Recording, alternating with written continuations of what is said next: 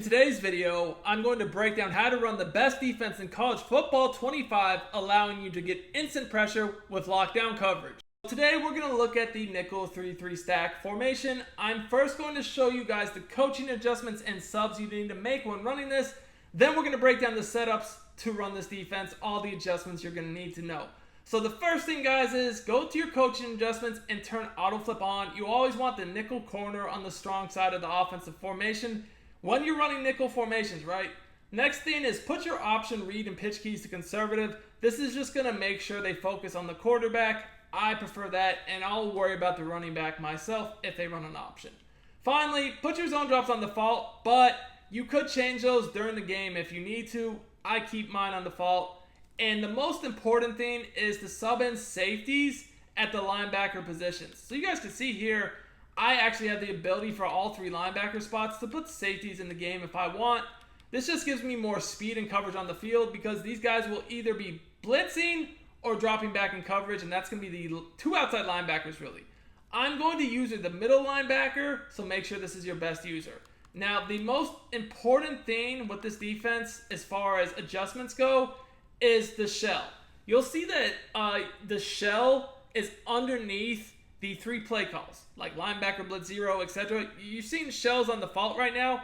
That's not good, because if we come out and say, we'll just come out a bunch tight in here, you're going to notice a few problems. First of all, the linebackers are not aligned properly in their gaps. They're spread out too much. We got the one on the left basically lining up over that inside receiver. And then also, we're giving away our coverage. If you are on offense and see a single high safety like this, you're got to know there's a pretty good chance they're in cover 3, so I don't like this.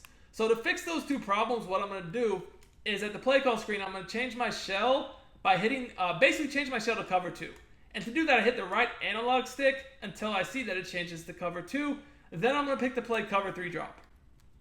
So with cover 3 drop, I'm going to show you guys how to blitz from the left, how to blitz from the right, how to rush 3 players, how to rush 4 players, how to contain mobile quarterbacks, how to beat different blocking schemes. I'll show you guys a lot of tricks to this defense. And if you want more content like this, make sure you stay tuned throughout the whole video. Like, subscribe, and comment. Let's get it. So the first thing about this defense is never pressure coverage. No matter what setup you're going to use, do not pressure coverage because takeoffs will beat you. But you guys can see that when we use the cover 2 shell, we get 2 eye safeties. This disguises our coverage. Could be cover 2, cover 4, cover 3. They don't know.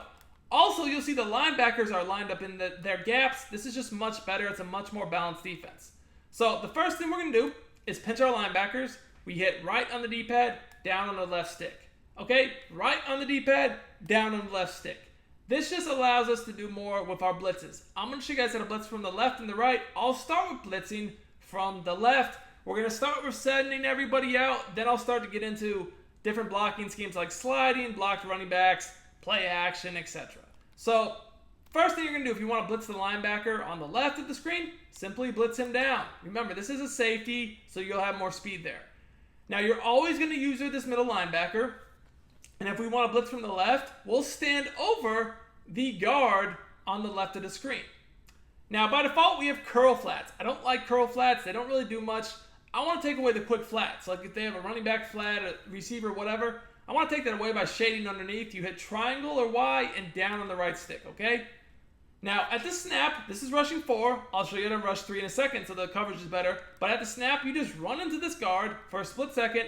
Then you just drop back into coverage. You see the blitz comes in. Now, the whole key is just running into the guard, but we're not actually blitzing. We're just touching him to allow the blitzer to come free.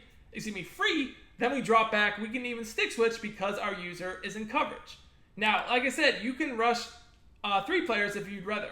So to rush 3, it's the same setup where you basically pinch your linebackers, you blitz the linebacker left the screen, you stand over the guard, but then you can either drop the D tackle or the D end on the right of the screen opposite the blitz into coverage. To do this, you're going to hit left, left. When you hit left, left, it brings up the icons of the D lineman. If you want to get better at college football 25 and win more games, check out my college football VIP membership on Sportsgamerz.com. Put the link to order in the comments and the description. You will get access to all the content I release for college football all year long, including the best offense in the game, the best defense in the game, my secret A-gap blitzes, my rollout glitch, my run defense, and my pass defense, and much more. Let's dominate together, boys. Okay, so say you wanted to put the D end on the right of the screen in coverage, you'd hit X, and then you would just hit whatever coverage assignment you wanted them in. Like a curl flat would be to the right on the left stick, for instance. Okay, so that's how that would work. Now, if you wanted to drop back the D tackle, you would hit left, left, his icon, that's triangle, and then whatever assignment you want him in, like if you want him to invert hook to the left, that'd be up on the left stick.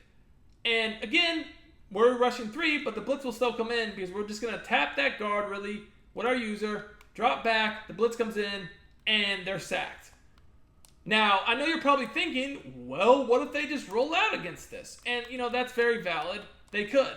But if they're going to roll out against this, all you would really do is the same setup where you pinch the linebackers, blitz the 1, stand over to guard your user, but then you're going to QB contain by hitting R1, or RB.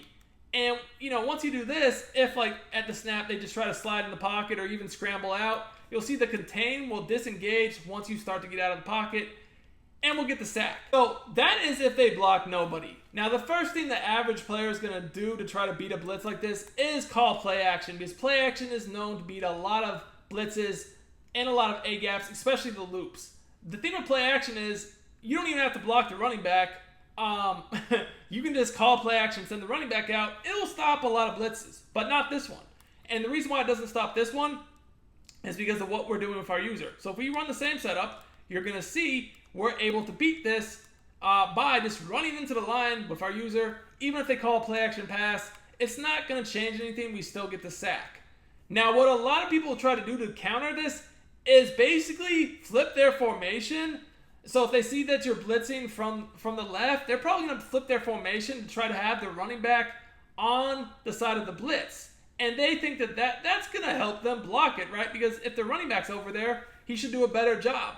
But that's what makes this blitz so deadly, is if I see you flip your formation to put the running back on the left, assuming you're going to try to block him now because you can't pick up this blitz with play action or whatnot, all I need to do now is blitz from the right. I always blitz away from the running back. So if I want to blitz from the right, I'm just going to blitz the linebacker down on the right, and then I'm going to stand over the guard on the right of the screen. All the rest of the setup is the same. I can drop the lineman opposite the blitz in coverage. I could QB contain if I want, but I don't have to do any of that. I can just simply, call the blitz, run into the guy, and bam, you're sacked. Now that time, the running back was on a delay route, so he didn't really do much, but I'll keep him in this time. Now when you block the running back, if you just blitz from the other side and run into the guard, so here, since we're blitzing from the right, the running back's on the left, you'll notice that running back's not really going to do anything. He might slide over at the last second, but at that point, it's too late. Now, this blitz is clearly very good. It makes you do a lot to block it, but it is cover 3, which is not my favorite coverage. You can make the coverage a bit better. And the way I like to do that is by putting the safety that's in a flat, I like to put him in an inside quarter to turn this into a cover 4, and then I put the defensive end opposite the blitz in a flat zone.